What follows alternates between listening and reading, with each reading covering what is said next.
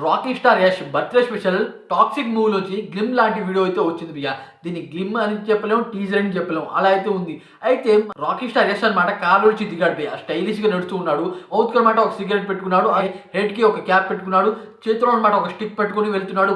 బార్లో వెళ్ళనమాట ఒక అమ్మాయి మీద డ్రింక్ పోసి ఆ డ్రింక్ అనమాట తాగుతున్నాడు. అదే కాకుండా అమ్మాయిలతో అనమాట బాగా చనువుగా అయితే ఉన్నాడు భయ్య.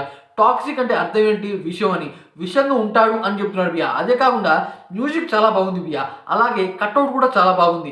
కాకపోతే ఫేస్ అనమాట పూర్తిగా చూపించలేదు, అది కొద్దిగా మైనస్ అనిపించింది. అదే కాకుండా భయ్య దాదాపు 3 సంవత్సరాల తర్వాత ఇది మూవీ ఇది వస్తుంది. ఎందుకంటే కేజీఎఫ్ మూవీతో అనమాట అతనికి మంచి క్రేజ్ వచ్చింది. దానివల్ల మంచి సినిమాలు అనమాట సెలెక్ట్ చేసుకుంటున్నాడు. దాని కారణంగా అంత లేట్ అయితే అయింది. కానీ ఈ గ్లిమ్స్లో అనమాట కొద్దిగా మంచి హిట్ ఇస్తే బాగుండేది స్టోరీ గురించి, అదైతే ఇవ్వలేదు భయ్య. అదే కాకుండా నాకు ఇంకోటి బాధ కలిగించింది ఏంటంటే ఫేస్ మంచిగా చూపించలేదు భయ్య.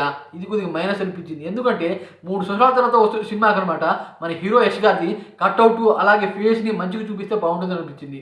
కానీ తొందరగా రిలీజ్ చేశాను అనుకున్నా భయ్య. అదే కాకుండా ఈ మూవీలో స్టోరీ ఏంటంటే భయ్య జూదం అంటే భయ్య, జూదం ప్యాకాట్ ఉంటుందో లేకపోతే చాలా రకాల జూదాలు అయితే ఉంటాయి. దాంట్లో ఒక మనిషి అయితే ఎదుగుతాడంట భయ్య. ఆ రకంగా అనమాట ఒక మనిషి ఎలా ఎదుగుతాడు జోదంలో, అలాగే ఆయన ఎలా తొక్కుతారు విలన్స్ అనేది అనమాట ఈ మూవీలో అయితే ఉంటుందట. ఇది ఒక రియల్ స్టోరీ అంటే భయ్య, ఎవరితో మరి. కానీ మన రాకింగ్ స్టార్ యష్ గారు కరెక్ట్గా సెలెక్ట్ అవుతారని ఈయనైతే సెలెక్ట్ చేసుకున్నారంట. దాదాపు 3 సంవత్సరాల తర్వాత వస్తుంది ఈ మూవీ. అయితే కేజీఎఫ్ మూవీ కన్నా ముందు రాకింగ్ స్టార్ యష్కి రెమ్యునేషన్ అనమాట 20 కోట్ల నుండి 30 కోట్లు అయితే ఉండేది. కేజీఎఫ్ మూవీతో అనమాట అతని బీభత్సమైన రెమ్యునేషన్ అయితే పెరిగింది. రామాయణ్ మూవీలో రావణాసురుడి క్యారెక్టర్ని 300 కోట్ల రెమ్యునేషన్ అయితే తీసుకున్నాడు. దీంట్లో ఈ మూవీలో అనమాట 150 కోట్ల దాకా రెమ్యునేషన్ అయితే తీసుకుంటున్నాడంట భయ్య. చూడాలి మరి మూవీ ఎలా ఉంటుందో. నేనైతే భారీ ఎక్స్పెక్టేషన్స్ పెట్టుకున్నా, కానీ ఆ ఎక్స్పెక్టేషన్స్ దగ్గర అయితే రాలేదని నాకు అనిపించింది. మీకే అనిపిస్తుందో కామెంట్ చేయండి.